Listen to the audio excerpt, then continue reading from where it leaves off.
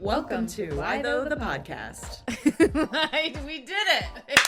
That was amazing. Hello, Destiny Johnson. Hello, Lizzy Acker. Welcome to Why Though the Podcast. Welcome to Why Though the Podcast. We were just discussing our love of pickles.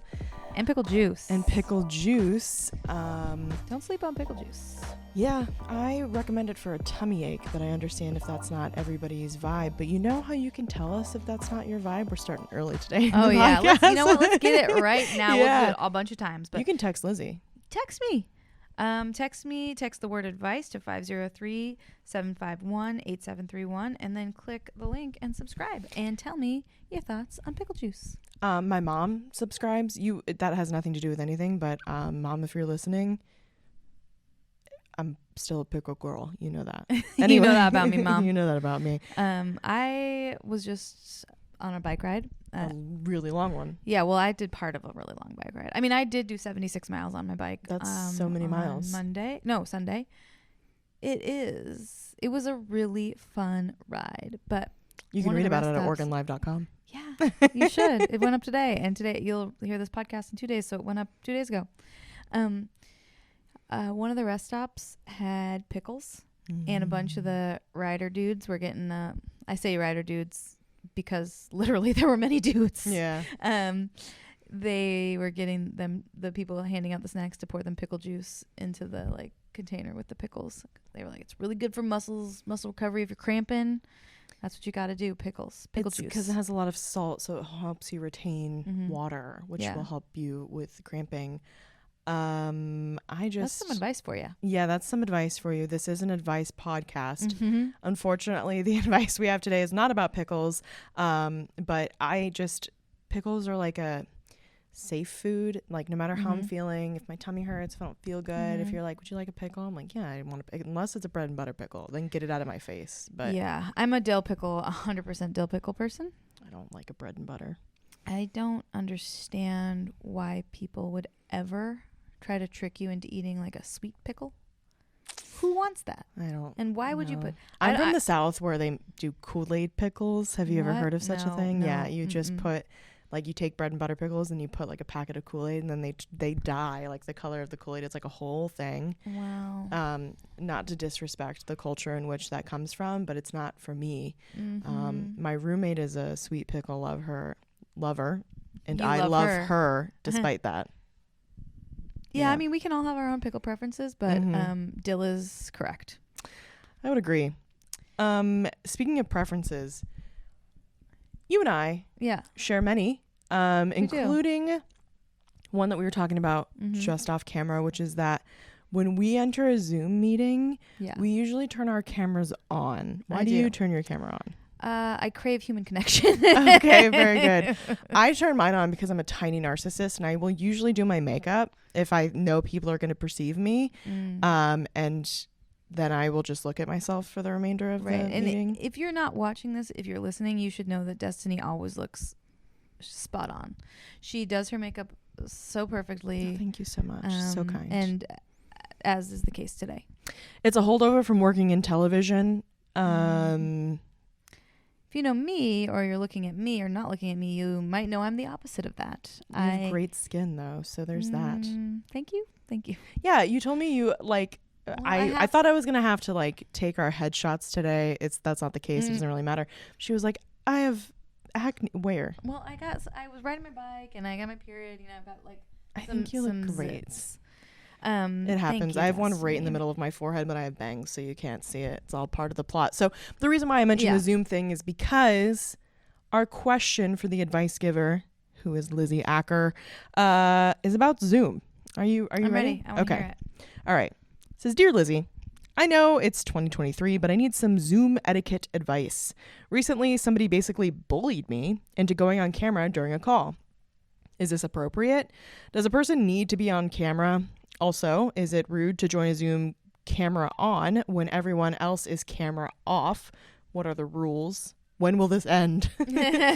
Signed, camera off. I feel that, camera off. When will this end? Yeah, I'm not sure. I'm sure the answer to that is never. Yeah, probably. We've entered a new era, I think so. I actually just did a Zoom interview right before this because I had to come do this podcast and I'm trying to interview all these people in 2 days. And so I did one on Zoom. And, well, when it's one-on-one, I feel like you got to go camera on. I agree, or else why not just phone call them? Right. I mean, what I like about a Zoom interview from my perspective is that it's very easy to record. Mm-hmm. And I have software that transcribes. Yes. And then when it's like, when I can see who's talking and saying what, with the transcription, it makes writing the story easier. Mm-hmm. However, I also love being in person, because then you can get the vibes. Right.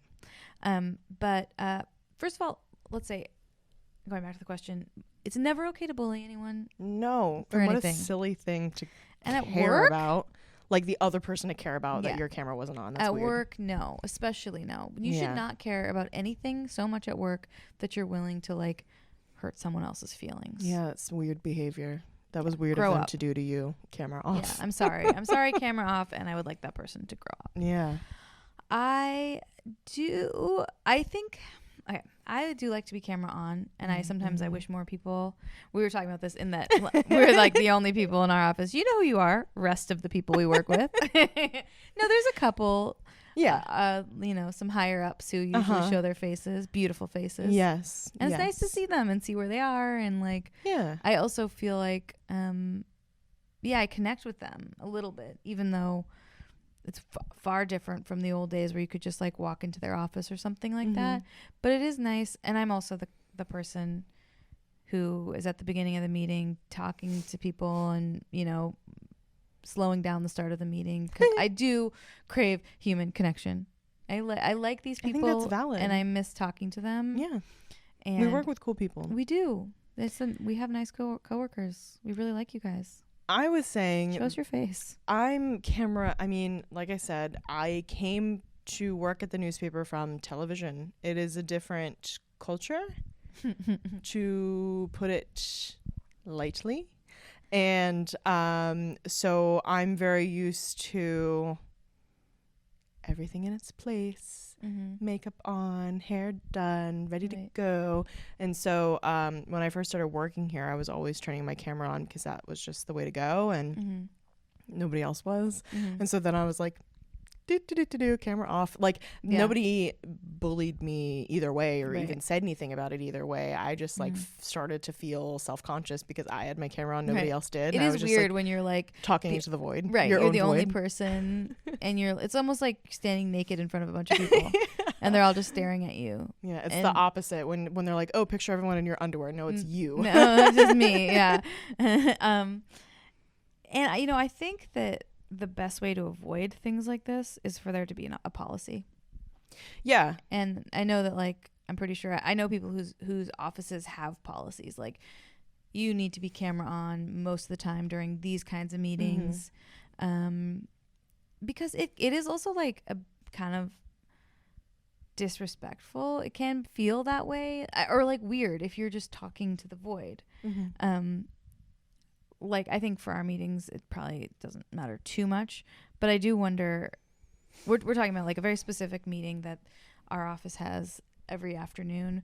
And I wonder about the people who are presenting things, if they feel like, is anyone even listening?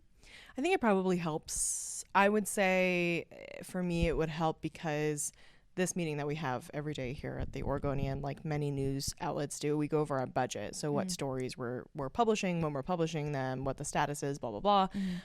And that is a bit of a presentation, right? It's not really like a back and forth. It's just letting you know in the various departments what's up so everybody can do their job to make sure everything gets done the way it needs to get done. And super helpful of a meeting to have, but also like more of a presentation than like a meeting. Right. When we have social meetings, like when my team has meetings, it's less of a presentation and more of like a what y'all up to sometimes, and then Do people go camera on then? higher ups.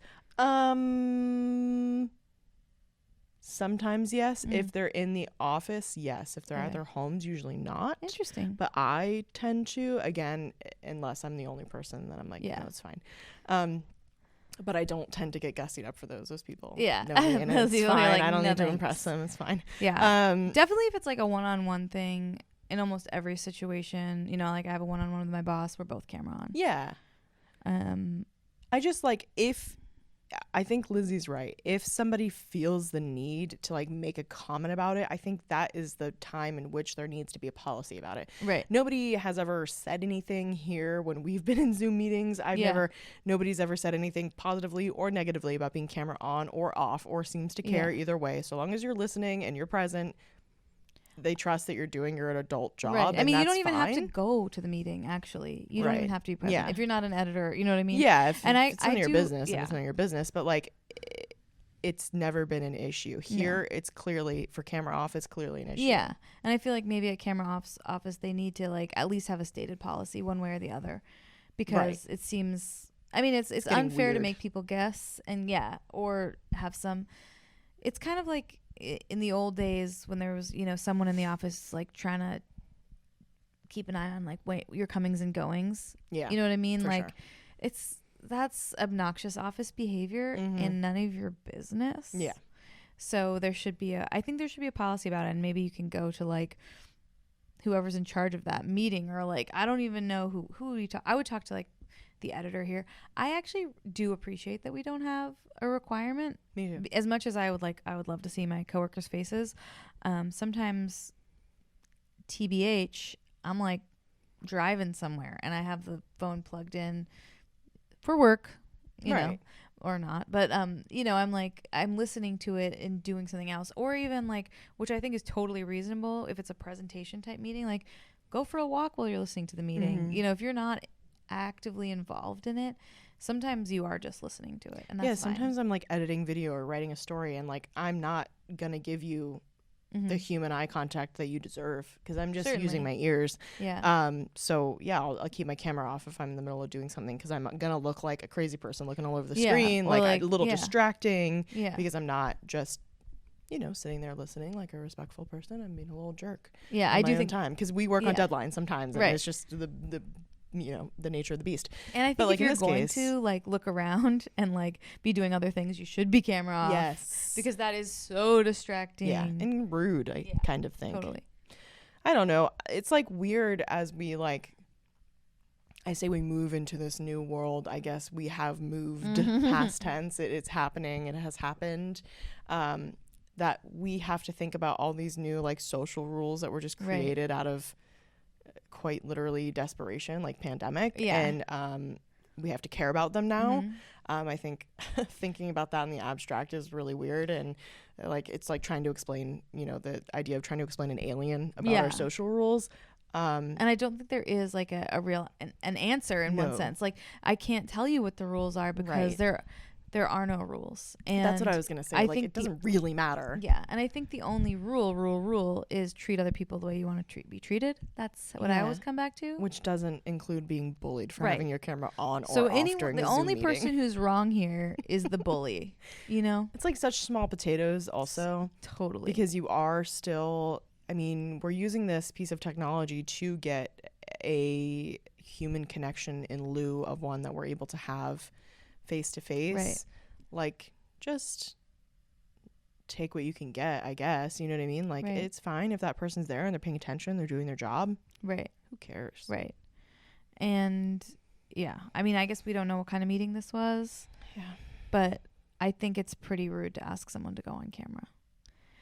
In terms of like signing on camera if everyone else is off, I think who cares personally? Like, I don't think that's rude. I don't think it's rude, and I mean, it could be a mistake. Yeah. You know what I mean? Like, I don't know. I think actually a lot of people have gotten a lot better at muting themselves, and we log on pretty much everything muted already.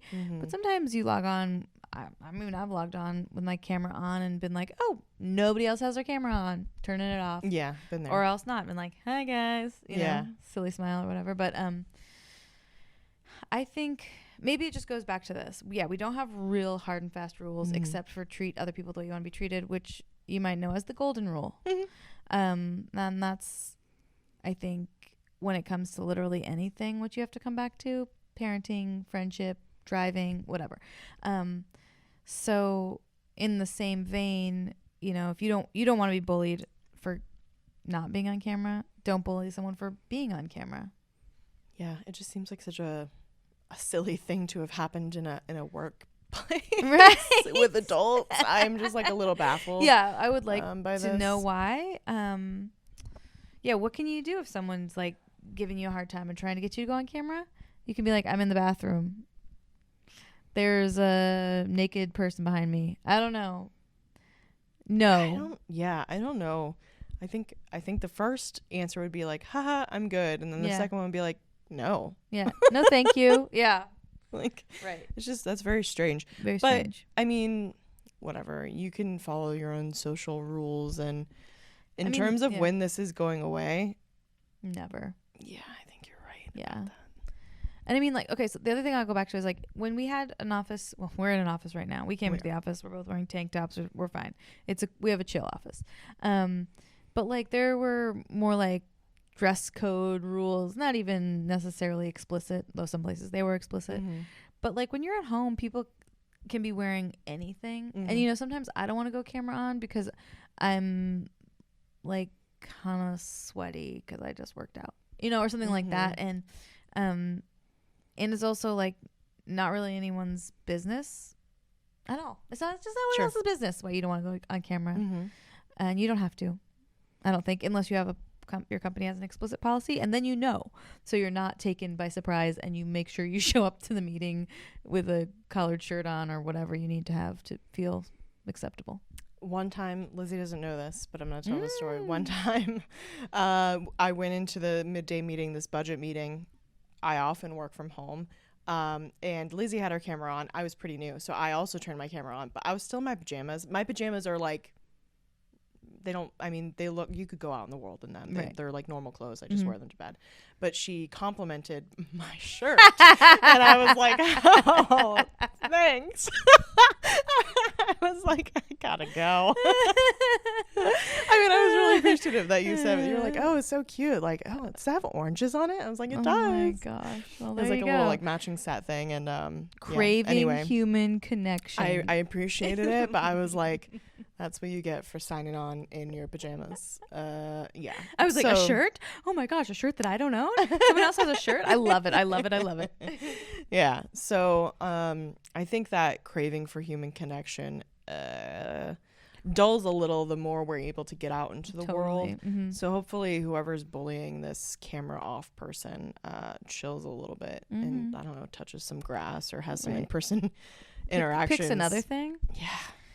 I just don't think you should ever be so worked up about work. It doesn't matter. No. I mean, work matters, but like this instance does not matter. What, like, when you are dying, hopefully at a very old age surrounded by people you love, you are not going to be thinking about work.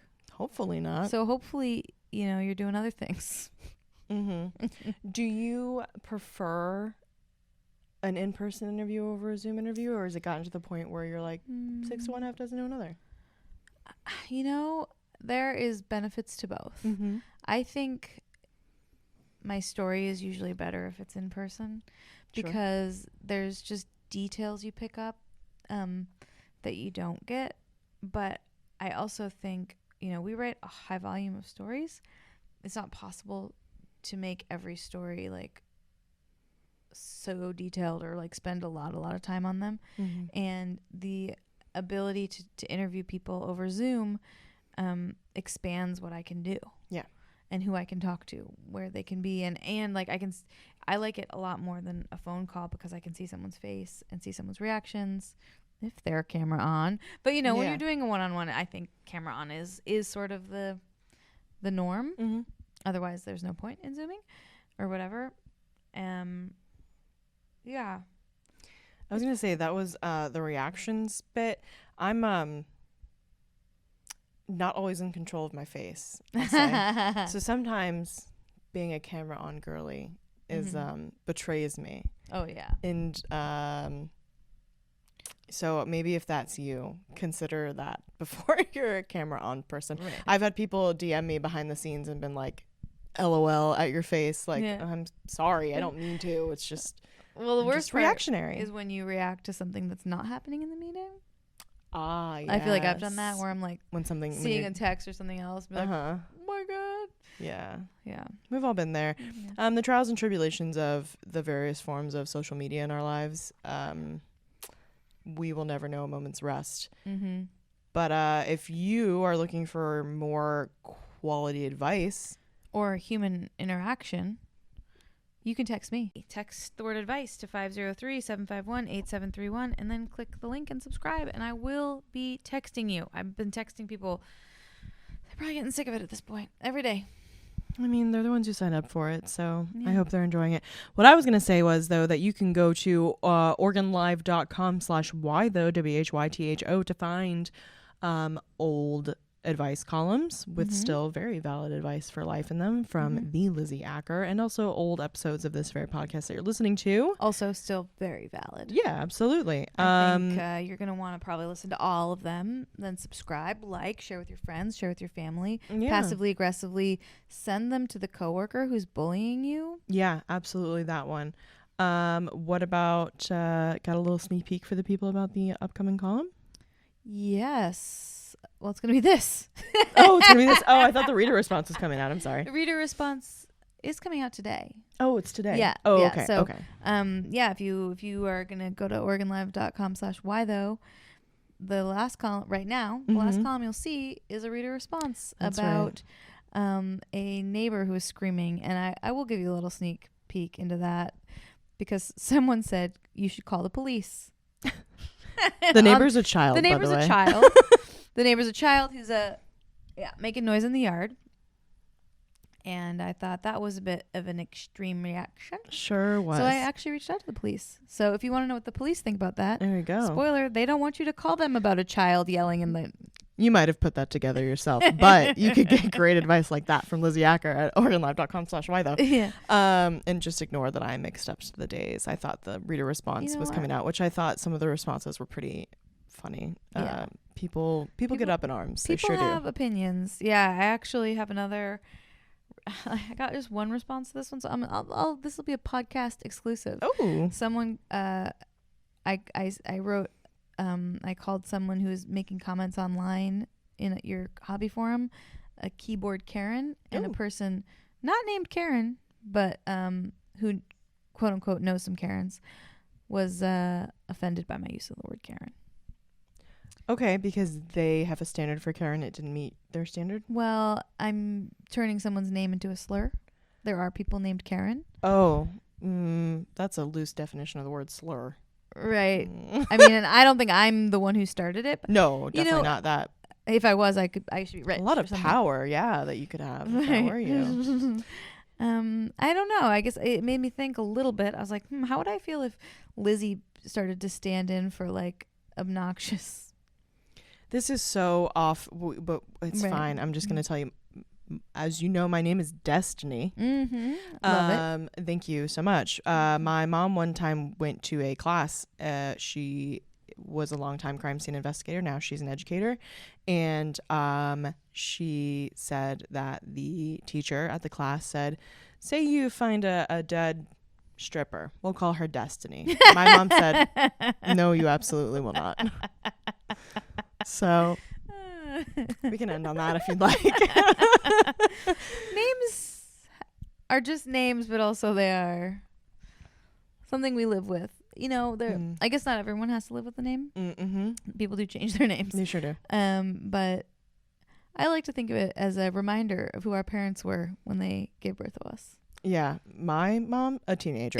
So anyway, if you're looking for some great advice, you know where to go, OregonLive.com/whytho. We want to thank you so much for listening, and we'll see you next week. Next week, tune in. We're going to have something good to talk about. Something great to talk about. Thank you so much, Bye. Lizzy. Thanks, Destiny. Bye. Thanks for listening to Why Though the podcast. Subscribe for weekly episodes wherever you listen to podcasts, and don't forget to leave us a 5-star review. If you're looking for more Why Though, check out my column that comes out every Tuesday on OregonLive.com. You can support our local journalism by going to OregonLive.com/pod support.